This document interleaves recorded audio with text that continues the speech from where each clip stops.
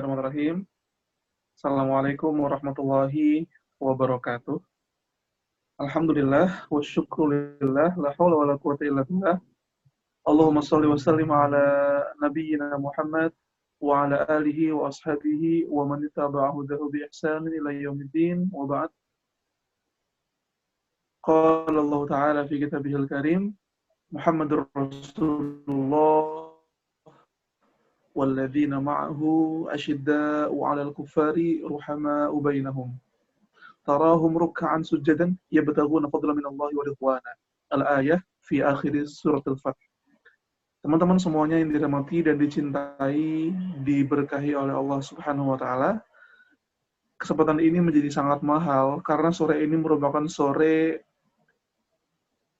menjelang Ramadan.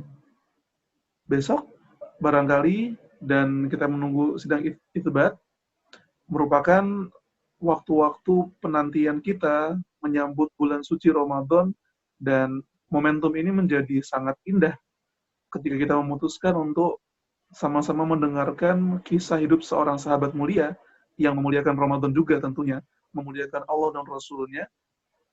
Sebagaimana Rasulullah Muhammad mendeskripsikan Ali bin Abi Thalib ketika beliau suatu hari akan menyerahkan bendera pada lelaki yang akan dijamin oleh Rasul bisa membebaskan benteng Khaybar. Rasul bersabda, la u'tiyanna hadhihi ar-rayah, akan aku berikan bendera ini ila rajulin yaftahullahu fi yadayhi, kepada lelaki yang Allah akan memenangkan benteng ini dengan tangannya. Yuhibbullahu wa rasulah, dia mencintai Allah dan Rasulnya. Wa yuhibbuhullahu wa rasuluh, dan ia dicintai Allah dan Rasulnya. Lelaki ini, sebagaimana dideskripsikan Rasul, yang membuat di malam, ketika Rasul mengatakan itu, sahabat tidak bisa tidur, karena setiap orang berpikir bahwa dia harus menjadi lelaki itu, ternyata dinisbahkan dan diberikan kepada Ali bin Abi Thalib. Dari beliau kita belajar bahwa yang namanya cinta pada Allah dan Rasulnya itu sesuatu yang istimewa, yang diharapkan, yang diinginkan, yang diharapkan banget oleh banyak sekali sahabat. Gelar mencintai Allah dan Rasulnya dan dicintai Allah dan Rasulnya itu mahal banget. Andaikan kita ada di posisi Ali, andaikan kita ada di nama yang dipanggil Rasul di pagi ketika benteng itu dipanggil, Masya Allah, contoh ya ini ada Masya Rizal, yuhibbullaha wa rasulah, wa yuhibbuhullahu wa rasuluh. Lelaki ini mencintai Allah dan Rasulnya dan dicintai Allah dan Rasulnya. Wah, nyes banget, namanya melting banget kali ya. Mudah-mudahan kita, dengan kita mengkaji Ali bin Abi Thalib, kita dimasukkan Allah menjadi daftar orang-orang yang yuhibbullaha wa rasulah, wa yuhibbuhullahu wa rasuluh. Mencintai Allah dan Rasulnya dan dicintai Allah dan Rasulnya. Mencintai sahabat adalah mencintai Rasul, dan mencintai Rasul adalah mencintai Allah. Maka dari itu kita buka agar lebih berkah lagi dan agar dihitung menjadi pahala yang dahsyat dengan bacaan basmalah bersama. Bismillahirrahmanirrahim. Karena kullu syai'in, kullu amalin la yubda bil basmalah, setiap amal yang tidak dibuka dengan basmalah maka dia terhitung amalan yang cacat. Nah, kemarin teman-teman semuanya kita sudah membahas sahabat Ali bin Abi Thalib dari beberapa sisi ketika beliau menemani Rasulullah, kemudian kita mereview. Jadi yang saya inginkan dari membahas Ali itu tidak hanya periwayatan sejarah, namun juga kita belajar tentang hikmah-hikmah yang bisa kita ambil dari Ali. Ini bedanya meriwayatkan sejarah dan mentadaburi sejarah. Kalau hanya meriwayatkan sejarah tanpa mengambil ibrah, tanpa mengambil nilai, tanpa mengambil hikmah, maka rasa-rasanya akan kering. Rasa-rasanya akan pusing karena kita hanya terpaku dengan tanggal, tahun, peristiwa, kapan terjadi, nama-nama tokoh-tokohnya. Namun kalau kita mengambil hikmah dari sebuah sejarah, maka kita akan bisa meneladani tokoh yang ada di sejarah itu, dan kalau misalkan ada keburukan di sana, misalkan ada peristiwa yang tragis di sana, ada sebuah kesalahan di sana, maka kita bisa mengaplikasikan hadis Rasul yang berbunyi, la yuldagul mu'min fi juhrin marratain. Seorang muslim tidak akan jatuh di lubang yang sama. Dan cara untuk tidak jatuh di lubang yang sama adalah belajar dari masa lalu. Learning from experience. Experience is the best teacher. Betul, itu betul. Yang ada di buku-buku Sidu itu ya. Experience is the best teacher. Betul. Pengalaman terbaik kita adalah the last mistake we done ya. Kesalahan yang paling dekat yang telah kita lakukan. Dari sejarah, kalau ada yang baik, kita teladani. Kalau ada yang buruk, kita belajar agar tidak terjerumus di lubang yang sama. Tapi kalau Ali bin Abi Thalib ini, kita akan menguraikan banyak sekali uraian. Review pertama kemarin, dari Ali kita belajar bahwa seseorang itu bisa menjadi multi talenta. Ya, jadi kalau kita terpaku dengan sebuah wacana bahwa manusia itu hanya bisa menguasai satu bakat, maka Ali ini merobohkan teori itu. Dan banyak sekali ulama merobohkan teori itu, bahwa seseorang bisa memiliki banyak bakat dalam satu pribadi. Ali bakatnya banyak, di banyak bidang, di banyak sisi. Kemudian, Ali bin Abi Thalib ini, sekalipun beliau memang punya banyak bakat dalam berbagai bidang, namun Ali ini tidak juga menguasai semua bidang ya. Walaupun multi talenta, tidak semua bidang juga harus dikuasai oleh Ali bin Abi Thalib. Izin sebentar, sepertinya ada tamu ya.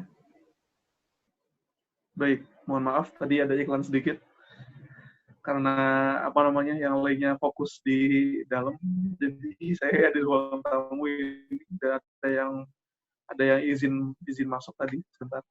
Nah, yang ketiga, teman-teman semuanya, dari Ali bin Abi Thalib kita belajar sesuatu bernama pengorbanan. Dalam bahasa Arabnya at-tadhiyah, bahwa dalam perjuangan itu mutlak diperlukan yang adanya pengorbanan. Kalau kata Syekh Abdullah Azzam yang saya kutip secara jelas dalam buku Untuk Kalian yang Rindu Perubahan, Islam menghendaki yang terbaik darimu. Islam menghendaki masa mudamu sebelum masa tuamu. Islam menghendaki masa kuatmu sebelum masa lemahmu. Islam menghendaki masa hebatmu sebelum masa runtuhmu. Islam menghendaki waktu luangmu sebelum waktu sempitmu. Islam menghendaki segala yang terbaik dari kita. Dan mengutip apa yang menjadi penjelasan Prawoto Mangkusasmito, ketua terakhir Masyumi, ketika beliau berkata, hendaknya untung ruginya kita, tolak ukurnya ditimbang dan diukur dari untung ruginya Islam. Jadi kalau kita melakukan sesuatu, apakah ini menjadi untung bagi Islam? Ketika kita melakukan sesuatu, apakah dia menjadi rugi buat Islam, untung buat Islam? Jadi apa yang jadi bakat kita, apa yang jadi pilihan-pilihan hidup kita, kita serasikan dan kita integrasikan dengan apa yang menjadi keuntungan bagi Islam dan kaum muslimin li'ala'i kalimatillah. Nah, kemudian dari Ali kemarin kita juga belajar tentang kehebatan-kehebatan Ali di banyak sekali medan. Medan ilmu, Ali sering kali disebut sebagai babul ilmi. Walaupun hadisnya dhaif ya. Innama ana Madinah wa aliyu babuha. Kalau misalkan Rasulullah bersabda, aku ini kota dan Ali adalah pintunya. Hadis ini masyhur tapi sanadnya kurang kuat. Namun di situ walaupun hanya masyhur, dia bisa menjelaskan memang sejatinya Ali ini diberikan karunia oleh Allah memiliki kemampuan untuk memutuskan sesuatu yang sangat mempengaruhi keputusan khalifah-khalifah setelah Rasulullah. Umar ketika mendengar seluruh orang kalau Ali belum bicara, dia nggak akan berani memutuskan. Begitu pula Abu Bakar, ketika dia memutuskan bagaimana caranya untuk memerangi Nabi palsu dulu, atau ke Persia dulu, ke Romawi dulu, Ali kemudian berkata, sungguh ketika Abu Bakar berpikir nih, apakah sekarang saatnya buat kita meluaskan dakwah ke Persia dan Romawi? Ali berkata, justru inilah saatnya. Bangsa Arab ini, ketika dia bersatu dalam kepemimpinanmu, wahai Abu Bakar, dia butuh sesuatu yang bisa menyatukannya. Tidak hanya bendera Islam menyatukan mereka, namun perlu ada satu proyek, perlu ada misi bersama yang bisa menyatukan orang-orang Arab. Dengan kita memiliki, kata Ali, common enemy bersama, dengan memiliki satu tujuan bersama, itu membuat bangsa Arab lebih bisa rekat dan bersatu. Itu Jadi sisi-sisi politik dan sisi-sisi kenegaraan dan sisi-sisi manajemennya Ali itu membuat Khalifah Abu Bakar sangat-sangat terbantu. Jadi salah satu yang menjadi inisiator kenapa kaum muslimin di 1 tahun pertama Abu Bakar fokus ke perang Nabi palsu, tahun kedua fokus ekspansi keluar itu karena masukan dan saran dari Ali bin Abi Thalib. Beliau juga berkata, Al-haqqu bila nidham yaghlibuhul batil binidham. Kebenaran yang tidak termanajemen akan kalah dari kebatilan yang termanajemen. Luar biasa. Terus juga kita membahas sisi-sisi kepahlawanan Ali bin Abi Thalib. Sedikit mengingat perang apa yang tidak diikuti Ali?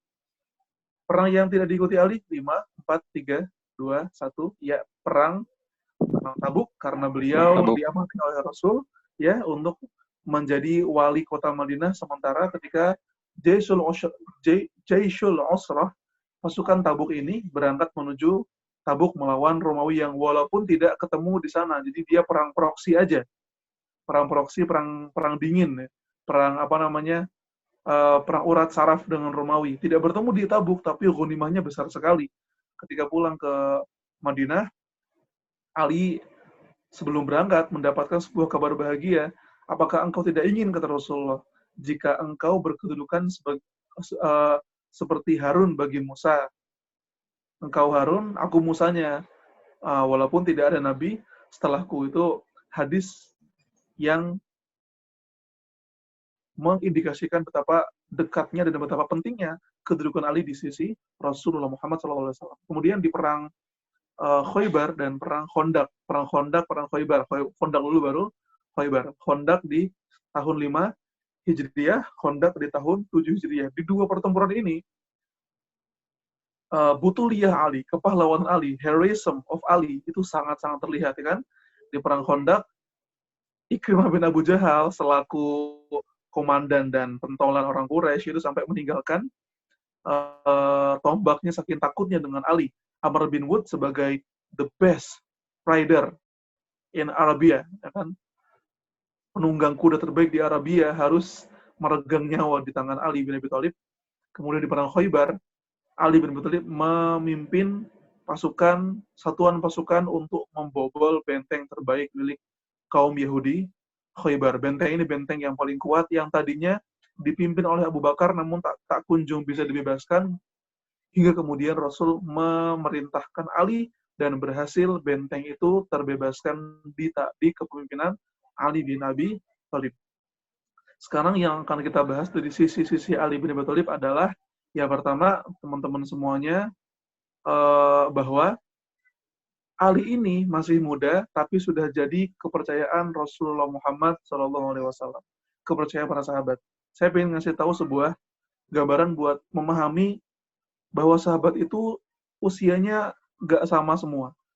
Ya, jadi kalau mau mengkategorikan ada sahabat senior yang seangkatan sama Rasulullah. Rasulullah itu kan ya disebut sebagai senior ya, usianya juga matang. Jadi ketika sampai ke Madinah usia beliau berapa? Rasul diutus usia 40 tahun.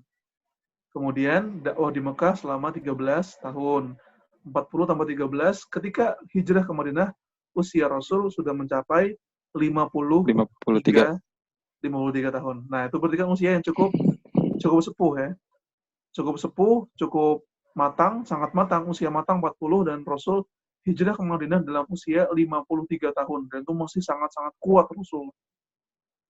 Bayangin loh, perang Badar di tahun 2 Hijriah, perang yang 300 versus 1000, itu Rasul usianya 55 tahun. Di usia kayak gitu kita kira-kira masih kuat atau enggak ya?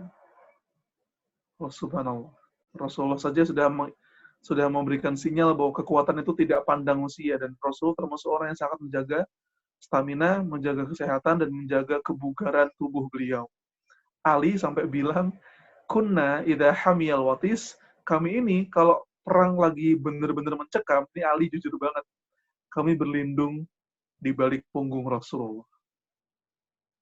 Ali loh, yang katanya hero of the heroes, pahlawannya pahlawan, beliau berkata, kami ini kalau misalkan situasi udah sangat-sangat mencekam, kami gantian yang berlindung di balik punggung Rasulullah.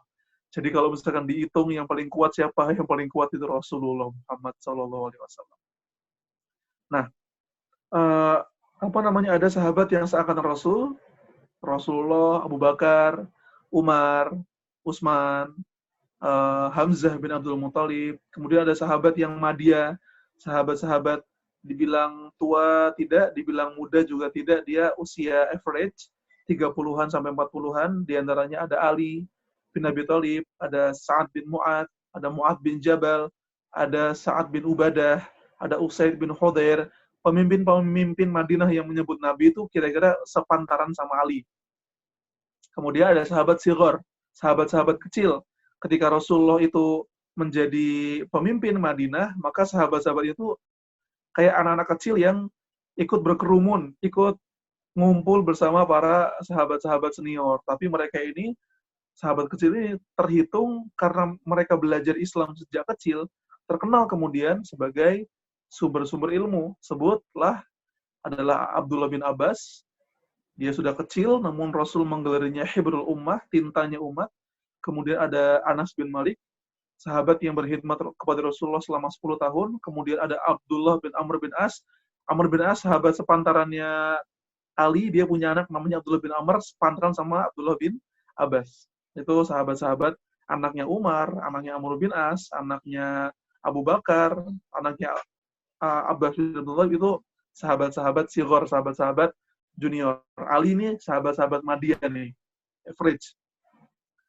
Nah, di usia-usia yang tidak dibilang senior itu, ternyata sahabat-sahabat senior ini selalu menempatkan Ali di posisi yang sangat strategis. Tidak pernah Khalifah Abu Bakar, Umar, Utsman memutuskan sesuatu yang berat kecuali atas persetujuan, approval atau agreement dari Ali bin Abi Thalib. Karena Ali itu dalam beberapa hadis dan dalam beberapa riwayat, Ali ini pernah diperintah Rasul untuk bisa berdakwah ke sebuah wilayah. Wilayah ini ada di sekitar Yaman, ya. Kemudian beliau jujur berkata, "Wahai Rasulullah, jujur aku masih muda, bagaimana aku bisa mendakwahi mereka?"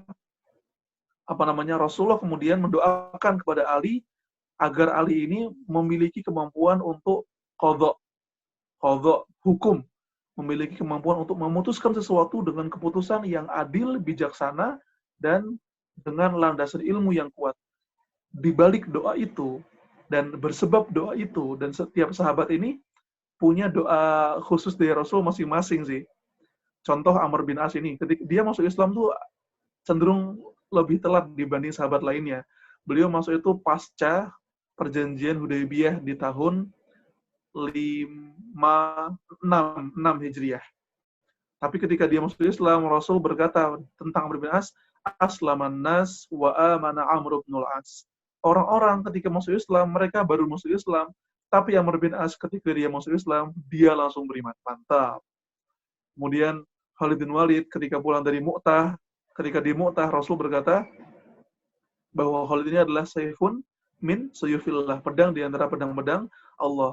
Sa'ad bin Abi Waqqas digelari dan didoakan Rasul, Allahumma barik, Allahumma berkahi ya Allah dalam setiap panahnya.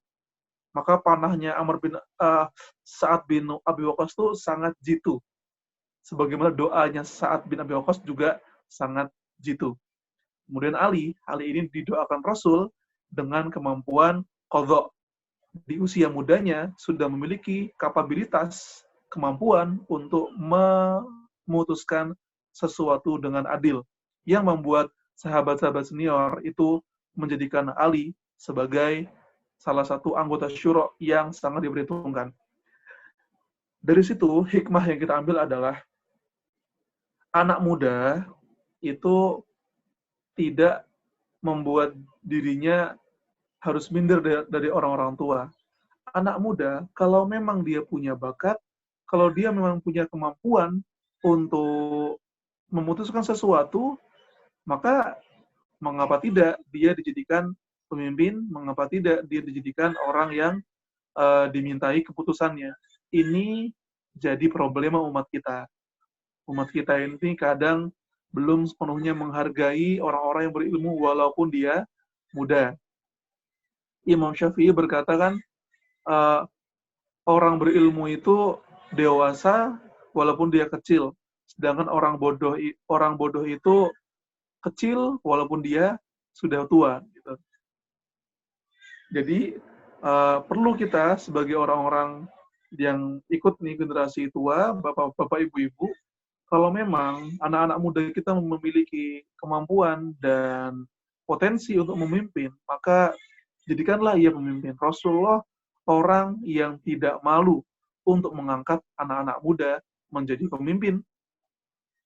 Salah satunya ketika Rasulullah mewasiatkan sebelum wafatnya kan, beliau mengutus Usamah bin Zaid untuk pergi ke Romawi. Usamah bin Zaid usianya masih 17 tahun dan memimpin sahabat-sahabat sebesar Abu Bakar, Umar, luar biasa. Nah kemudian hikmah kedua atau catatan kedua tentang Ali bin Abi Thalib adalah, nah Ali bin Abi Thalib ini menjadi menantunya Rasulullah. Ini kita sudah bahas kemarin, yang mana Ali ini memang secara finansial beliau memilih untuk zuhud. Dibahas di pamflet kan, kita membahas tentang kezuhudan Ali. Ada yang nanya kemarin, zuhud itu gimana? Apakah tidak memikirkan dunia sama sekali? No. Allah berfirman, وَبَتَغِ فِيمَا آتَاكَ اللَّهُ الدَّارَ الْآخِرَةَ وَلَا تَنْسَ نَصِيبَكَ مِنَ الدُّنْيَا. Artinya, dan carilah karunia Allah dari nikmat-nikmat akhirat, wala tansa nasibaka minad dunya, dan jangan lupakan nasibmu di dunia. Al-Qasas ayat 77. Dari situ aja kita mengerti bahwa kita ini perlu seimbang antara dunia dan akhirat. Dunia di tanganku, akhirat di hatiku. Jangan dibalik. Akhirat di tanganku, dunia di hatiku. Dunia itu harus dalam genggaman. Dan zuhud itu bukanlah orang yang tidak peduli dengan dunia. Zuhud adalah, sebagaimana dijelaskan oleh beberapa ulama, an ya'tiyakat dunia wa anta tufaddilul akhirah. Ketika dunia sudah ada dalam genggamanmu, ketika dunia sudah datang dalam kehidupanmu, namun engkau lebih prefer, lebih memilih kehidupan dan persiapan akhirat. Engkau mengambil sekenanya, secukupnya, dan sepasnya saja. Pas pengen ya pas ada, pas butuh ya pas dapat, kayak gitu zuhud. Jadi jangan mengira bahwa kita dengan segala potensi kita bisa menghasilkan dunia sebanyak-banyaknya. Bisa, jadi potensi kita, bakat kita, kalau memang kita bisa berbisnis, maka berbisnislah dan carilah keuntungan yang banyak. Loh, emang kayak gitu boleh? Boleh, orientasinya zuhud itu nggak mesti kita nggak punya apa-apa. Zuhud itu bagi bisnismen yang kaya raya, dengan dia punya Innova, dia punya jam seharga 5 juta, itu dalam kategori zuhud bisa, karena dia bisa memiliki mobil Pajero, dia bisa memiliki jam Rolex yang harga 30 juta, tapi dia memilih untuk memilih Innova dan jam yang harganya 5 juta yang lebih murah, yang average. Itu berzuhud bagi dia, gitu loh. Nah, gitu kan. Dan Ali memilih untuk itu. Makanya ketika menikah dengan Fatimah radhiyallahu anha, maharnya Ali itu adalah mahar yang dulu dikasih Rasul ketika perang Hunain selesai. Rasul ngasih ke Ali sebuah perisai bernama Al-Hatimah. Al-Hatimah ini bermakna Hutimah, yang sering dipukul-pukul. Perisai ini sering sekali menjadi pelindung Rasul ketika melawan musuh-musuhnya, sehingga dia banyak sekali bekas-bekas pukulan-pukulan dan bekas-bekas tikaman-tikaman yang agak mencekung ke dalam. Perisai ini dihadiahkan kepada Ali bin Abi Thalib dan dijadikan mahar Ali, dinilai seharga 400 dirham untuk melamar Fatimah binti Muhammad radhiyallahu anha. Apa sinyal yang perlu kita ambil nih? Dalam dunia pernikahan, teman-teman semuanya, sang mertua itu tidak akan main-main memilih menantu. Ya. Memilih menantu itu sesuatu yang sangat-sangat krusial, sangat penting bagi seorang mertua. Seorang ayah tidak akan mudah melepaskan anak perempuannya pada sembarang laki-laki. Maka ketika Ali diridhoi oleh Rasulullah menjadi suaminya Fatimah, maka perhitungan, kemudian ukuran yang dipakai Rasul, kemudian tolak ukur yang dipakai Rasul itu kan tinggi banget. Secara beliau Nabi, beliau Rasul. Dan lihatlah teman-teman semuanya, Rasul tidak melihat kaya atau miskinnya seseorang. Rasul nggak melihat berkendara apa dia. Rasul nggak lihat sementereng apa yang dia punya. Tapi yang adalah ad-din wal ilm, agamanya dan ilmunya. Kenapa sih orang-orang Rasulullah melihat yang seperti itu? Sepertinya sih satu nada dan satu frekuensi ketika Nabi Sulaiman diberikan pilihan oleh Allah. Suatu hari dalam sebuah riwayat Nabi Sulaiman diberikan pilihan oleh Allah milih harta atau ilmu. Nabi Sulaiman memilih ilmu. Kenapa memilih ilmu dibanding harta? Karena harta kita yang harus lelah menjaganya, sementara ilmulah yang akan menjaga kita. Dan justru berkat pilihan Nabi Sulaiman memilih ilmu, Allah hadirkan kekayaan buat dia. Sementara harta, kita tahu, Qarun, hartanya banyak, tapi ilmunya, kita tahu semuanya, dia tenggelam dalam bumi karena dia salah dalam memikirkan cara pertolongan Allah.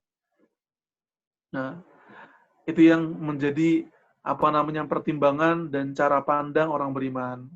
Melihat tidak hanya dari sisi fisiknya aja, tapi melihat dari sisi see beyond the eyes can see. Melihat apa yang tidak dilihat oleh mata fisik, tapi dilihat oleh mata hati. Melihat sesuai apa yang mayurdillaha wa rasulah. Apa yang membuat Allah dan Rasulnya ridho. Nah, maka dari itu teman-teman semuanya, bagi yang ingin menikah, dan bagi yang ingin menikahkan, maka mari belajar dari Rasulullah dan Ali. Rasul sebagai mertua, dan Ali sebagai orang yang melamar. Bahwa orientasi dari pernikahan itu adalah bagaimana membangun rumah tangga yang bisa membuat Allah ridho, yang bisa membuat Rasul ridho. Dan tolak ukurnya adalah pada ilmu dan agama. Sebab harta bisa dicari.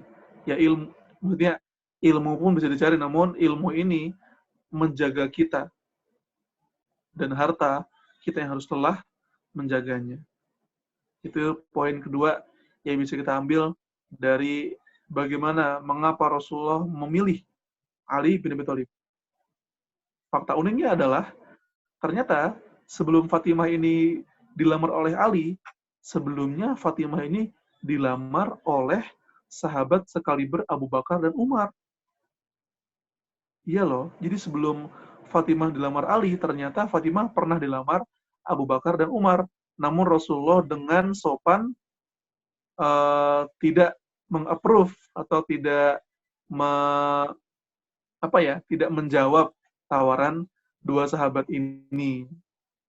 Karena memang Ali dan Fatimah ini memang sudah punya chemistry sejak awal, yang Rasulullah ini ingin yang terbaik, dan ini hikmahnya luar biasa banyak ya. Luar biasa besar bagi Ali dan Fatimah sehingga menjadi contoh buat kita. Nah, hikmah ketiga yang ingin kita sampaikan tentang mempelajari Ali. Ali ini teman-teman semuanya adalah orang yang konsisten bersama kebenaran walaupun ia terhimpit situasi. Banyak sekali karena situasi prinsip seseorang berubah. Banyak sekali karena keadaan yang terhimpit, prinsip orang bisa buyar. Karena lapar, orang-orang bisa menganaktirikan logika dan rasionalnya. Karena miskin, orang bisa menjual agamanya. Bisa. Betapa banyak gerakan-gerakan misionaris yang mengkristenkan sebuah desa, mengkristenkan sebuah kampung hanya dengan modal sekardus mie instan atau sekardus bahan-bahan sembako. Maka menjadi orang yang tetap konsisten pada kebenaran dalam keadaan terhimpit itu merupakan seni yang hanya bisa dilakukan oleh orang-orang yang kuat dan tidak sembarang orang. Dan Ali menjadi contoh hebat tentang ini. Konsistensi Ali membela kebenaran itu sangat terlihat ketika Perang Hunain. Jadi teman-teman yang belum tahu Perang Hunain ini terjadi pas setelah pembebasan kota Makkah. Di pembebasan kota Makkah ini Rasulullah membawa dan memimpin 10.000 pasukan, kemudian membebaskan kota Makkah. Setelah itu, kaum muslimin mendapati ada sebuah tantangan dari kaum musyrikin Arab yang berkoalisi dipimpin oleh sebuah kaum bernama Hawazin. Hawazin ini sangat terkenal dengan kemampuan memanahnya yang tidak tertandingi. Jumlah mereka nggak banyak, tidak sebanyak kaum muslimin. Justru kaum muslimin dalam keadaan yang paling banyak saat itu berapa? 13.000 pasukan. Jumlah terbanyak kaum muslimin sepanjang sejarah peperangan yang ada di zaman Rasul. Berangkatlah mereka dan terjadilah pertempuran Hunain, namun karena idh a'jabatkum kathratukum. Allah berfirman seperti itu. Ketika jumlah yang banyak membuat orang-orang itu jadi terlena dan menganggap, pasti kita menang. Pasti kita akan tertolong. Dan pasti kita akan sangat-sangat mudah mengalahkan mereka. Idh a'jabatkum kathratukum. Justru biasanya situasi yang terlena, situasi yang serba lega, comfort zone, zona aman, itu bisa membunuh seseorang, bisa membuat orang-orang tidak mempersiapkan diri. Di tengah perang Hunain itu, ternyata di awal fase pertempuran terjadi, kaum muslimin itu lari tunggang langgang. Dan ini situasi yang sangat menyedihkan. Banyak sekali orang-orang yang tadinya optimis bisa menang, namun ternyata mereka lari ke belakang karena serangan kaum Hawazin tidak diperhitungkan sebelumnya. Mereka menyerang dengan kecerdasan dan taktik yang jitu. Sehingga teman-teman semuanya di situasi yang sangat keras itu, Rasulullah hanya bertahan dengan 9 orang saja. Dan salah satu orang yang memperjuangkan dan mempertahankan menjadi perisai beliau adalah Ali bin Abi Thalib. Pertempuran usai dengan kemenangan kaum muslimin dan Ali bin Abi Thalib diabadikan dalam sejarah menjadi satu di antara 9 orang yang memperjuangkan dan bertahan di sisi Rasulullah sampai titik darah penghabisan. Nah, sisi konsistensi Ali dalam memperjuangkan kebenaran lainnya adalah ketika beliau menjadi khalifah, teman-teman semuanya. Jadi, kita mengenal sebuah episode sejarah bernama Pertempuran Jamal dan Pertempuran Siffin. Yang belum tahu, jadi di masa Khalifah Ali, sebelum Ali, coba khalifahnya. Khalifahnya adalah Utsman bin Affan radhiyallahu anhu. Bagaimana beliau wafat? Utsman bin Affan wafat syahid dalam keadaan terbunuh oleh para pemberontak. Sedih. Fitnah merajalela. Dan Ali menjadi orang yang sangat tajam pemikirannya. Ketika orang-orang ini lagi dalam keadaan tidak baik-baik saja, dan situasi amburadul, teman-teman, Ali bin Abi Thalib menjadi inisiator satu hal yang utama, dan ini harus konsisten. Umat Islam tanpa kepemimpinan itu akan menjadi malapetaka yang dahsyat. Maka Ali menjadi inisiator, harus dipimpin, harus dilakukan yang pertama kali ketika Utsman terbunuh adalah memilih pengganti untuk memimpin sepeninggal Utsman bin Affan. Dan dengan singkat cerita, terpilihlah Ali menjadi khalifah. Dan ini merupakan langkah yang benar, langkah yang paling tepat. Sementara itu, di Syam, Muawiyah menuntut, jangan dululah kita mencari-cari siapa yang patut memimpin sebelum ketemu siapa yang membunuh Utsman. Makanya ini ijtihadnya Muawiyah adalah cari dulu pembunuh Utsman sebelum memilih khalifah pengganti Utsman. Ijtihadnya baik. Namun dalam riwayat-riwayat yang Rasul sampaikan, ijtihadnya Muawiyah ini termasuk ijtihad yang terhitung salah. Begitupun Ibunda Aisyah. Dalam perang Jamal, Ibunda Aisyah ini berkonfrontasi melawan Ali. Walaupun di tengah perjalanan Ibunda Aisyah sadar bahwa beliau dalam bukan kondisi yang benar. Jadi ijtihad beliau salah dan beliau menyadari kesalahan beliau sepenuhnya. Sebab apa teman-teman semuanya? Betapa banyak hadis-hadis Rasulullah yang mengindikasikan bahwa akan ada zaman fitnah di mana Ali ini akan berada dalam sisi yang benar. Di Ali ini konsisten dalam kebenaran di situasi yang sempit. Saya mengambil intisari ini, teman-teman semuanya, dalam sebuah kaidah. Tu'rafur rijal bil mawaqif. Seseorang itu dihitung dan dinilai dari prinsipnya. Jadi teman-teman semuanya,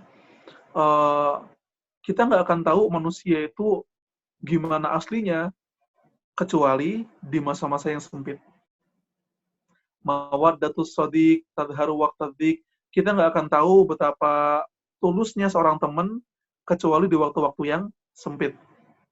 Di waktu luang, teman banyak. Di waktu sempit, siapa tahu siapa yang nolong, hanya orang-orang yang tulus. Orang yang bilang dia berani hanya akan bisa dinilai sebaik-baik penilaian keberaniannya ketika dia ada di medan perang.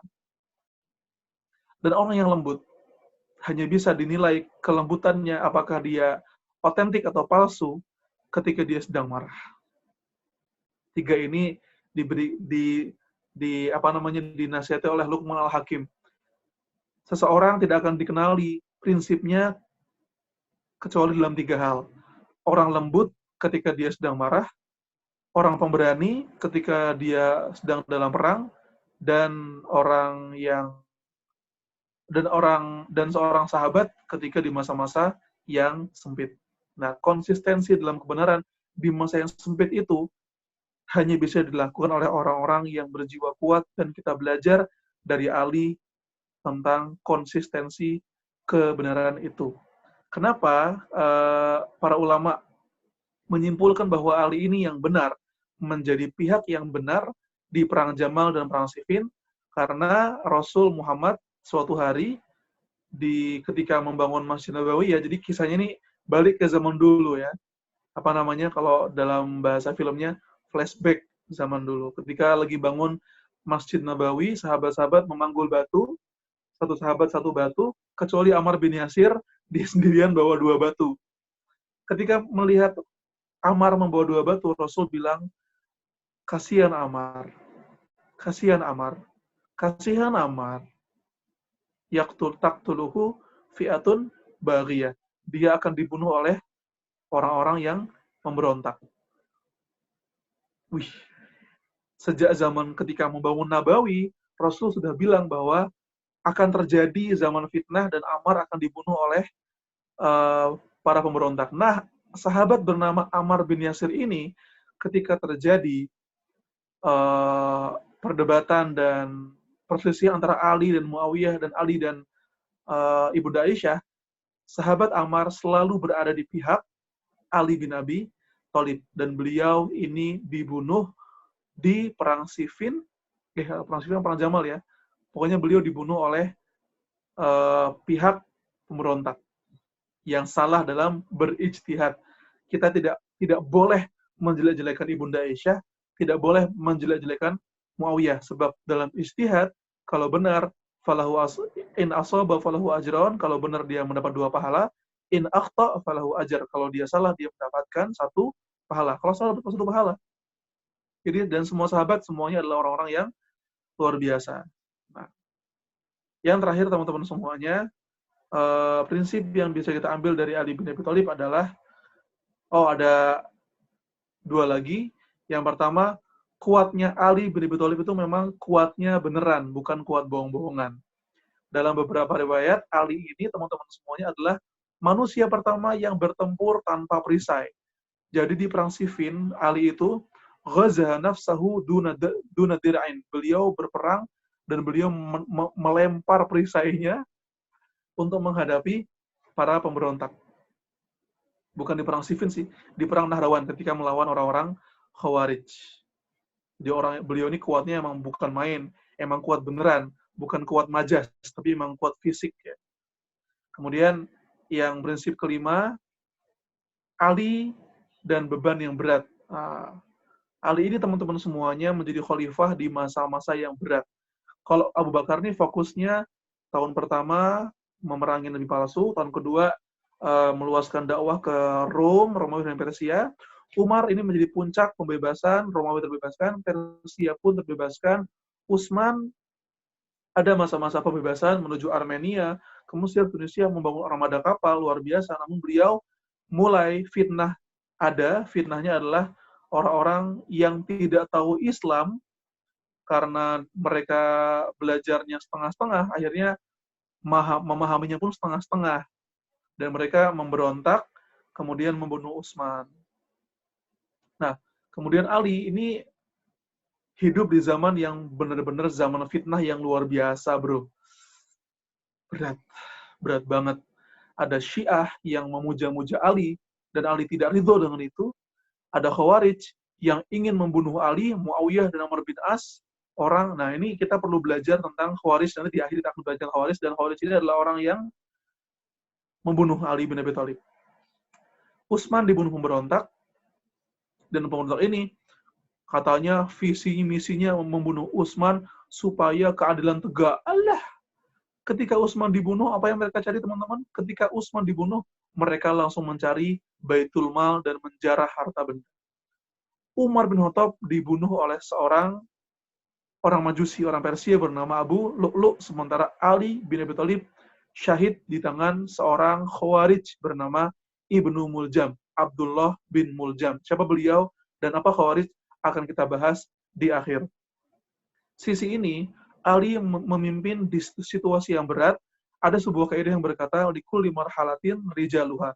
Setiap fase itu ada laki-laki, ada manusia yang cocok untuk hidup di fase itu.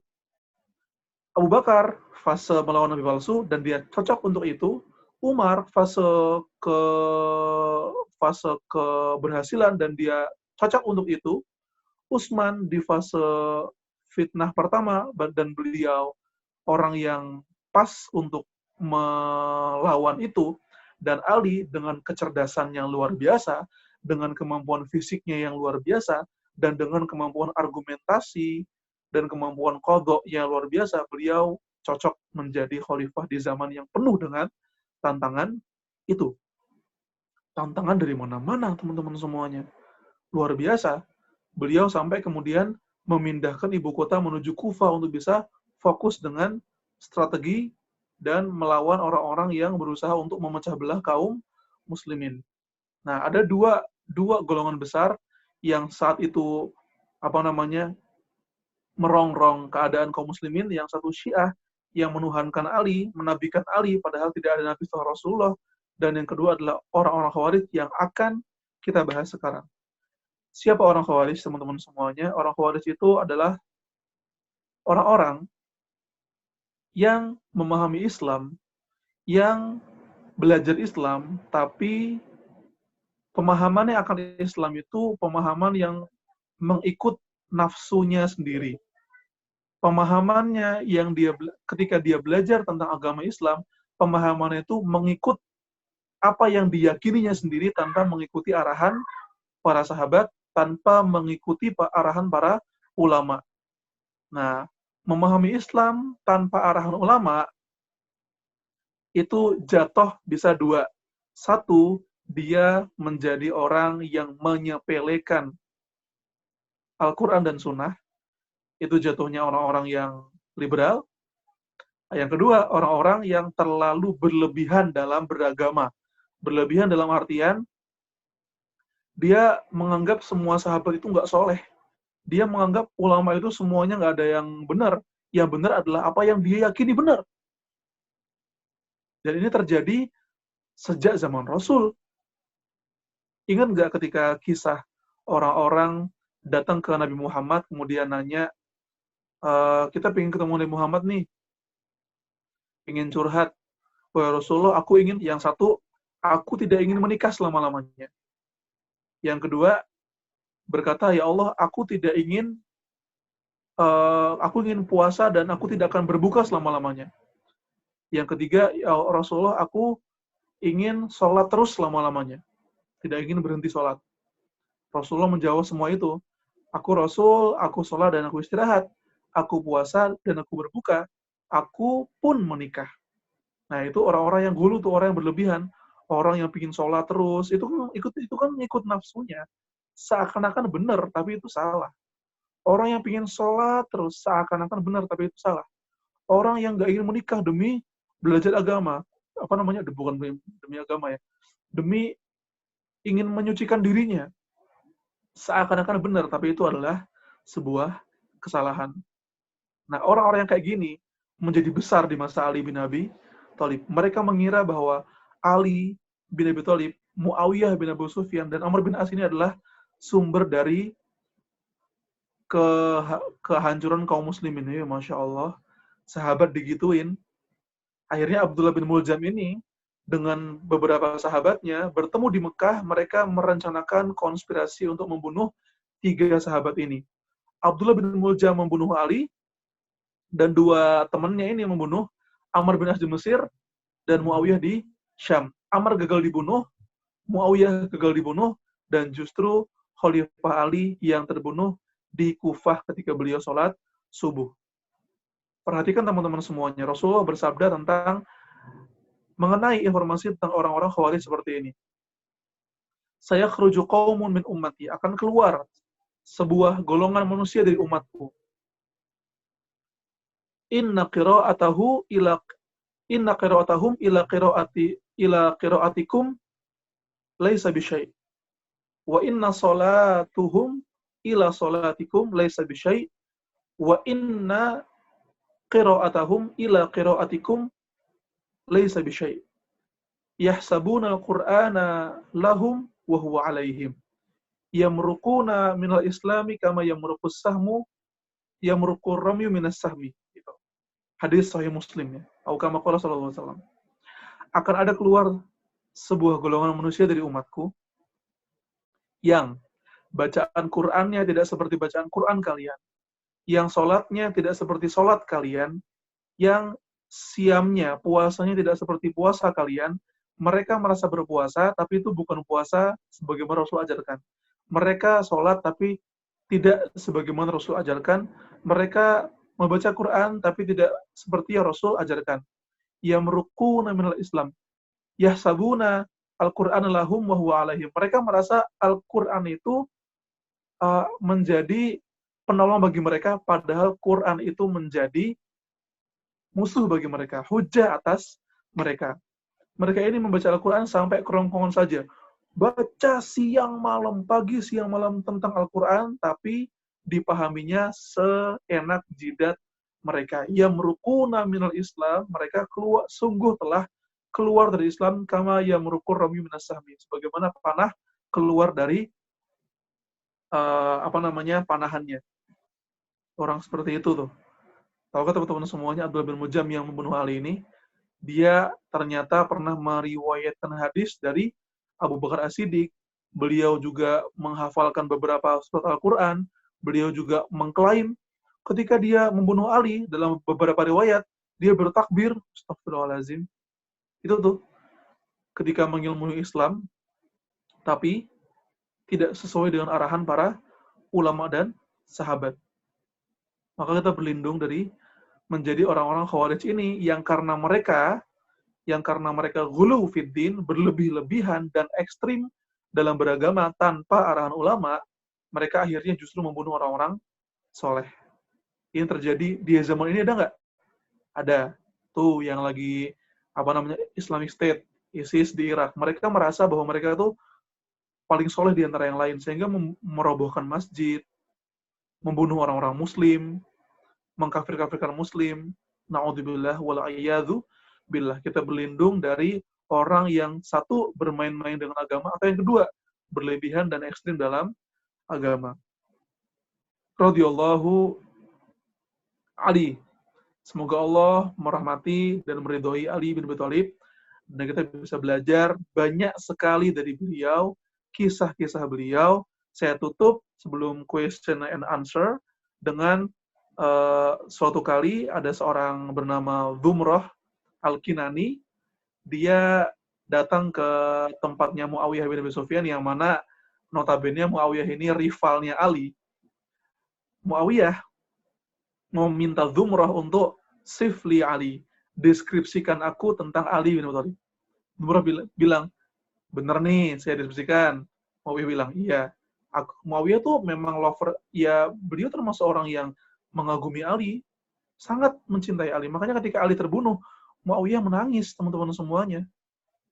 Karena perselisihan Muawiyah sama Ali itu bukan perselisihan ego, itu sama-sama demi kebaikan, tapi memang ijtihadnya salah Muawiyah. Apa jawaban Dhumrah? Inna Aliyya la innahu huwa la ba'idul mada. Yaqulu faslan wa yahkumu adlan. Wa syadidu al-quwa. Satu, ba'idul mada. Ali itu orang yang visioner. Syadidul quwa. Kekuatannya tidak ada yang bisa menandingi yang saya sebutkan. Yaqulu faslan. Kalau dia ngomong, itu pasti fasal. Fasal itu artinya detail dan gampang dan bisa dia mengerti dan luar biasa, sangat-sangat cerdas. Wa yahkumu adlan. Ketika dia memimpin dengan adil. Radhiyallahu anhu, maka kita bisa meneladani ba'idul mada, visioner, syadidul quwa, kekuatan fisiknya luar biasa. Yaqulu faslan, ketika dia ngomongnya sangat detail dan bagus dan mudah dipahami. Wa yahkumu adlan, dan ketika dia memimpin dengan adil. Wallahu a'lam bishawab. Wal afu minkum. Assalamualaikum warahmatullahi wabarakatuh. Waalaikumsalam warahmatullahi wabarakatuh. Masya Allah, jazakallah khair Ustaz Edgar atas materi lanjutan tentang Ali ya pada sore hari ini. Ya, selanjutnya kita masuk ke sesi tanya jawab. Ya, sekali lagi bagi teman-teman yang sudah ada pertanyaan, langsung aja, jangan sungkan-sungkan untuk tulis di kolom question and answer. Nanti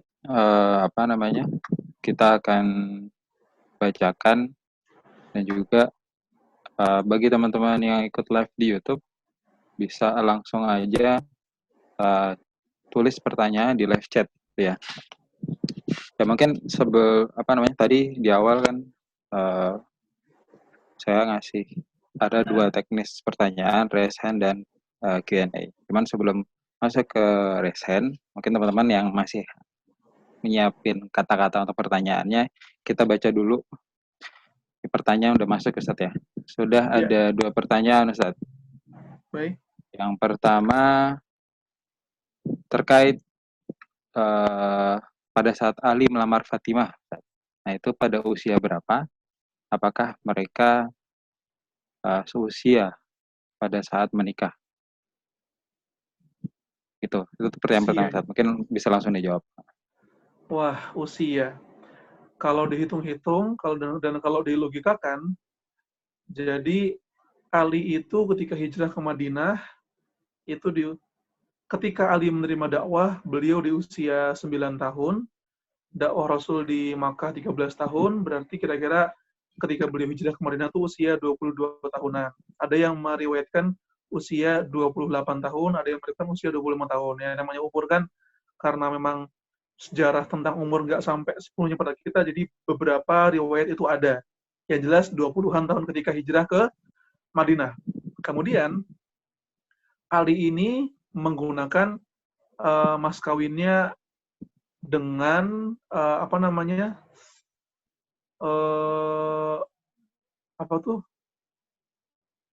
Astagfirullahaladzim,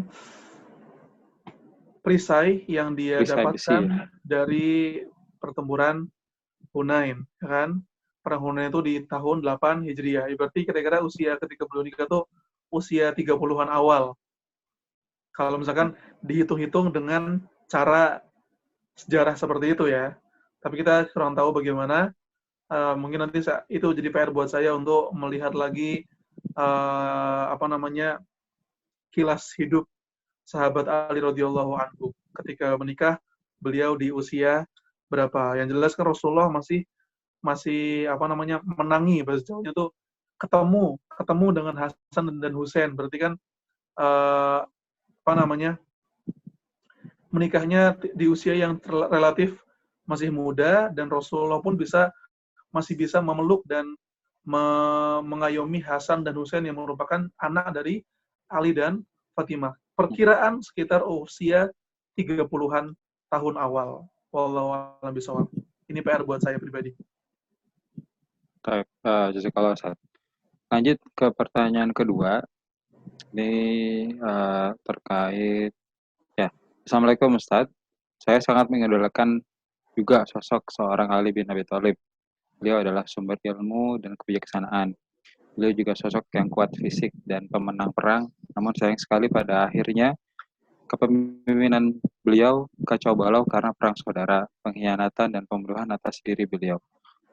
Husnuzon saya terhadap beliau, Ustaz, bahwa masyarakat pada saat itu tidak baik menyebabkan kekhalifahan si jenius Ali, tak secemerlang Umar dan khalifah lainnya seperti Abu Bakar. Apakah boleh saya berpikir seperti itu, Ustaz? Baik, Bismillahirrahmanirrahim. Jadi kita perlu melihat bahwa kepemimpinan sahabat itu semuanya luar biasa. Abu Bakar fokusnya kan tadi di perang Riddah, di ekspansi. Umar itu adalah istiharnya, puncaknya. Utsman itu melengkapi dan mulai masa-masa fitnahnya. Jadi kita perlu tahu, jadi bukan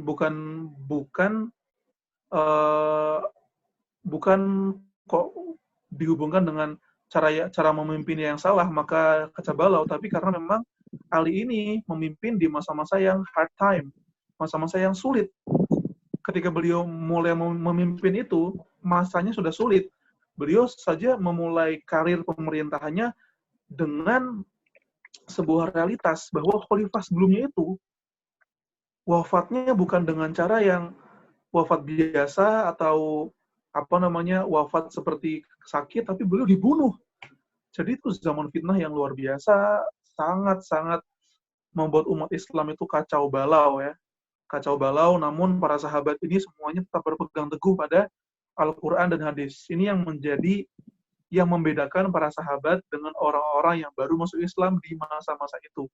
Orang yang baru masuk Islam di masa-masa itu, jadi karena perluasan yang sangat cepat di era Umar bin Khattab, orang yang masuk Islam itu banyak sekali, yadkhuluna fi dinillahi afwaja, banyak sekali orang dari segala ras, segala bangsa, segala komunitas, negara-negara, kota-kota, menghubungkan dirinya dengan Islam, baru belajar Islam. Ada kemudian orang-orang yang salah memahami Islam, ada kemudian orang-orang yang masih awam tentang Islam, tapi menisbatkan dirinya pada Islam, ilmu belum sepenuhnya sampai pada mereka, namun mereka semuanya keburu memutuskan sesuatu dengan patah-patah. Itu tantangan bagi Ali bin Abi Thalib ya. Ketika kita berhusnudon, rakyat zaman Ali memang keadaan seperti itu, yang memang keadaannya seperti itu. Kalau zaman Abu Bakar kan dia yang jadi rakyatnya sahabat, yang di masa Umar tuh masih sahabat-sahabat, ada zamannya Utsman itu sudah makin meluas, zamannya Ali itu kan itu Islam itu sudah menyebar dari Asia Tengah yang nyaris mau ke India, ke Pakistan, ke Afghanistan, dan timurnya tuh ada menuju ke hampir ke Tunisia, teman-teman semuanya. Jadi luas sekali, dan kondisi saat itu karena luas sehingga banyak sekali orang-orang yang baru belajar Islam, dan di saat yang sama ada dendam sejarah orang Persia. Dendam sejarah ini, dan juga ada orang-orang Yahudi Itu ya, mesti dari internalnya masih pada belajar Islam, dari eksternalnya ada dendam sejarah orang Yahudi dan Persia. Orang Yahudi dendam kekalahan Khaybar, orang Persia dendam kekalahan ketika Umar lewat Khalid bin Walid, lewat beberapa sahabat, lewat Sa'ad bin Abi Waqqas menyelesaikan kekuasaan Persia. Itu menjadi dendam sejarah yang kemudian sangat mempengaruhi corak pemikiran rakyat yang baru masuk Islam di zaman itu. Radhiyallahu anhu, Ali sangat-sangat cakap, Ali luar biasa. Kalau sahabat lain barangkali tidak akan sekuat Ali. Makanya Ali ini justru malah kita mendapati taktik dan strateginya itu luar biasa. Wallahu a'lam bishawab. Nah, masih lanjut Ustaz, terkait Ali di zaman fitnah. Nah, terus strateginya apa Ustaz yang Ali lakukan dalam menghadapi sahabat-sahabat yang berbeda dan juga yang pada saat itu masanya masa fitnah? Ya, untuk menghadapi masa fitnah banyak sekali yang dilakukan. Satu, tindakan preventif. Jadi secara natural di masa kekhalifahan sejak Abu Bakar, Umar itu beberapa sahabat-sahabat kibar, sahabat-sahabat senior. Jadi ketika sahabat itu membuka sebuah kota, membuka sebuah negeri, mereka tidak hanya membuka kota physically, secara fisik aja, mereka juga membuka kota secara maknawi. Itulah mengapa ketika membuka sebuah kota, dibangun masjid dulu, dibangun Baitul Mal dulu, sehingga orang-orang yang ingin belajar Islam itu langsung bisa face to face dengan sahabat yang first hand dari Rasulullah Muhammad SAW ilmunya. Sehingga untuk mengcover, untuk menghadapi zaman fitnah ini, sahabat-sahabat itu seperti Ibnu Abbas di Makkah, Abdullah bin Mas'ud di Irak, Abdullah bin Amr bin As di Mesir, Abdullah bin Umar di Madinah, itu kan madrasah-madrasah ilmu itu sangat-sangat berperan untuk mengcounter kejahiliahan dan kejahilan dan zaman fitnah yang ada. Yang pertama. Yang kedua, kalau memang pemberontakan yang dilakukan oleh orang-orang Khawarij dan Syiah ini sudah melampaui batas dan sudah dalam taraf militer, bukhot, pemberontakan fisik secara militer, angkat senjata, maka Khalifah Ali pun menggunakan senjata untuk melawan mereka, seperti dalam pertempuran Nahrawan. Pertempuran Nahrawan ini pertempuran terkenal antara Khalifah Ali melawan orang-orang Khawarij, dan di situ orang-orang Khawarij menderita kekalahan yang luar biasa. Dan kekalahan ini juga yang melandasi Abdullah bin Muljam untuk membunuh Khalifah Ali. Jadi banyak taktiknya, salah satunya adalah counter dengan ilmu, dan juga ada satu masa di mana Ali mengutus Ibnu Abbas radhiyallahu anhu untuk menghadapi komunitas orang-orang Khawarij. Dalam sebuah riwayat, Ibnu Abbas menghadapi 12.000 lebih orang Khawarij. Ketika Ibnu Abbas menjelaskan, berceramah dengan dialog tentang Al-Quran, As-Sunnah yang benar, maka 8.000 memutuskan untuk kembali pada jalan yang benar, sementara sisanya masih dalam keadaan Khawarij. Itu kan salah satu bentuk dari counter dan cara Khalifah Ali bin Abi Thalib untuk menstabilkan situasi. Wallahu a'lam bishawab. Baik, lanjut ke pertanyaan selanjutnya, Ustaz. Ustaz, bagaimana cara kita agar dapat mengimplementasikan sifat Ali pada zaman sekarang ini? Masya Allah. Sifat Ali ini, itulah kenapa saya bahas tadi ketika saya membahas sesuatu tentang Ali, maka saya ambil kaidahnya, ya kan? Ketika membahas satu frame kehidupan Ali, maka kita ambil kaidahnya. Itu satu cara terbaik untuk mempelajari sejarah. Nah, apa yang menjadi kesamaan kita dengan Ali, sama-sama muda sekarang, dan mudanya Ali itu kan bagaimana mengimplementasikannya, ya itu frame-frame Ali ini kita jadikan kaidah yang tadi di masa muda, bahwa orang tuh bisa multitalenta, maka jangan bercukup diri dengan satu bakat saja. Kalau dibuat lagi kaidah, apalagi tidak semua orang bisa menguasai semua bidang. Makanya Ali itu kayak gitu. Kemudian sifat-sifat zuhud Ali. Kita sekarang sangat berdekatan dengan yang namanya tantangan duniawi yang gemerlap-gemerlapnya luar biasa, sehingga sifat zuhud itu sangat diperlukan, dan sifat zuhud yang seperti apa yang dicontohkan Ali itu perlu kita teladani. Kemudian sifat kepahlawanan Ali, konsistensi Ali pada kebenaran. Sekarang kan zaman fitnah juga, teman-teman.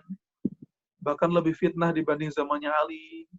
Maka dari itu perlu belajar dari Ali, konsistensi beliau dalam mempertahankan kebenaran, tetap istiqomah walaupun di tengah keterhimpitan. Itu kan cara mengimplementasikan sifat-sifat Ali ya. Tidak hanya membaca riwayat hidupnya saja, tapi mengambil saripati hidup beliau jadi laku utama dalam menghadapi keseharian kita. Itu cara implementasi yang paling bagus. Dengan mengambil frame-nya Ali, frame hidup, episode-episode hidup Ali, mengambil kaidah dan hikmah untuk kita jadikan dalam kehidupan sehari-hari. Makanya bagus sih kalau dicatat dari Abu Bakar, apa yang bisa diteladani di zaman ini. Dari Umar, what to imitate from Umar untuk zaman ini, Ali apa, semuanya punya keunikan dan kekhasan masing-masing. Kalau alam bisa. Baik. Ya, ini mungkin pertanyaan terakhir ya, Ustaz ya. Ya. Dari atas nama Ukhti Maryam. Assalamualaikum Ustaz. Mau tanya terkait yang saya pernah dapat dan dengar dari orang tua saya bahwa tidak boleh memilih orang yang datang melamar atau bahkan tidak boleh menolak orang yang melamar kecuali dengan alasan syar'i. Lalu ketika melihat kilas balik kisah cinta Ali dan Fatimah sebelumnya dilamar oleh Abu Bakar dan Umar yang tidak bisa kita elak, mereka orang-orang soleh, orang yang terbaik juga. Nah, pertanyaan saya, apakah hal tersebut bisa menjadi dasar hukum untuk kita bisa menolak pinangan seseorang ketika yang melamar tidak sesuai dengan pilihan kita? Jazakallah Ustaz. Baik. Bismillah, salatu wassalamu Rasulullah. Memang ada dasar, ada ketika ada orang soleh datang melamar, maka terimalah. Namun itu bukan sesuatu yang baku. Jadi kan dalam dunia milih-memilih, yang namanya milih jodoh kan, milih itu tuh ketika ada beberapa pilihan, maka kita memilih. Maka dari namanya memilih aja itu kan bukan sesuatu datang kemudian secara wajib kita harus menerimanya. Justru karena banyak sekali frame episode ketika ada orang soleh datang ke seorang sahabiah langsung diterima. Ketika seorang sahabiah nanya ke Rasulullah, saya harus menikahi siapa? Rasulullah menunjuk kepada orang soleh ini, harus terima, maka dia menikah.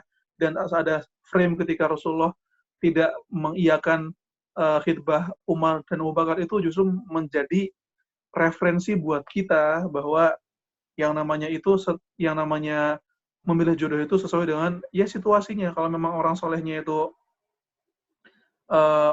soleh sih soleh, bagus, luar biasa, tapi barangkali ada satu faktor-faktor lain yang membuat Rasulullah ini ingin Fatimah lebih cocok dengan Ali. Dari contohnya faktor usia yang sama, kemudian bahwa Abu Bakar itu sudah menjadi besannya Rasulullah dan Umar juga sudah menjadi besannya Rasulullah, sudah ada ikatan keluarga yang kuat antara Rasul dan Abu Bakar, sehingga Rasulullah ini memberi ruang kepada Ali. Itu kan banyak sekali latar belakang yang membuat Rasulullah tidak mengiyakan khidbahnya Umar dan Abu Bakar. Apakah boleh ini dijadikan statement atau dijadikan dasar kita boleh untuk tidak langsung menerima lamaran orang soleh ya? Ini kan sebuah yang namanya menerima lamaran itu bebas, jadi nggak wajib juga kita ada orang soleh langsung terima ya. Islam ini sangat luas, Islam itu sangat fleksibel dan sangat diperlihatkan dengan frame-frame dan episode-episode kehidupan pernikahan dan kehidupan khidbah di masa Rasulullah dan para sahabat. Jadi memang kalau misalkan soleh tapi nggak sepantaran, misalkan soleh tapi kita ada ketidaksesuaian dengan sukunya dia, atau ada ketidaksesuaian dengan tabiatnya dia yang cenderung ngomongnya keras terus, atau soleh tapi ada ketidakcocokan kita dengan apa namanya eh, cara dia dalam berinteraksi dengan orang tua dan anak-anak. Itu banyak pertimbangan-pertimbangan. Jadi soleh itu kan satu dari sekian eh, banyak faktor untuk bisa memilih jodoh. Walaupun soleh itu dominan ya, utama, tapi tidak kita menihilkan dan tidak kita menafikan unsur-unsur selainnya yang membuat kita nyaman. Lah, nikah itu kan litaskunu ilaiha, untuk memberikan rasa nyaman dan rasa aman buat kita. Ya, kita tidak akan bisa itminan, tidak akan bisa nyaman kalau memang kita tidak ridho dengan apa yang menjadi pilihan kita. Yang menikah itu kan seumur hidup.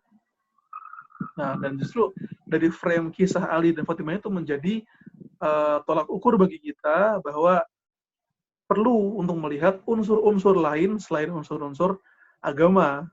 Subhanallah kan? Wallahu a'lam bishawab.